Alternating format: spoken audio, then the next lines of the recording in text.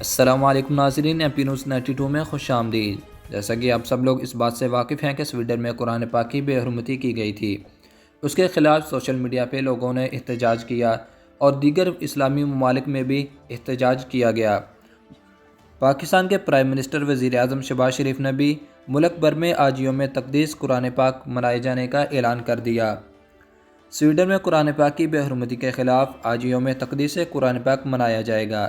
وزیر اعظم شہباز شریف نے پوری قوم کو نماز جمعہ کے بعد احتجاج کی کال دے رکھی ہے۔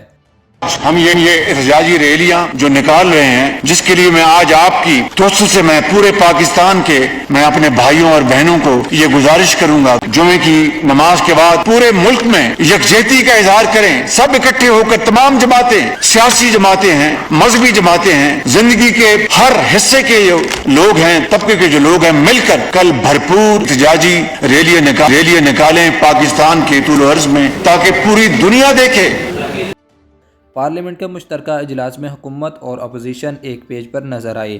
وزیر اعظم کا کہنا تھا کہ قرآن کی بے حرمتی میں ملوث شخص کو نشان عبرت بنانا چاہیے۔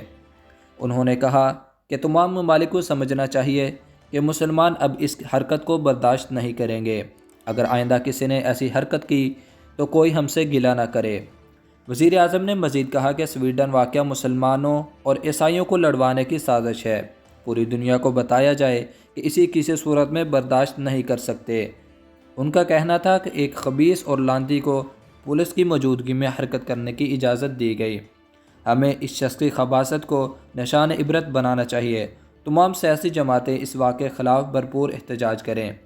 جی تو ناظرین، یہ تھی ہماری آج کی خبر۔ مزید ایسی خبروں کے لیے ہمارے یوٹیوب چینل کو سبسکرائب کر دیں۔ فیس بک اور ٹک ٹاک ویور ہمارے پیج کو فالو کر لیں اور ملک بھر میں آج بھرپور احتجاج ریکارڈ کروائیں۔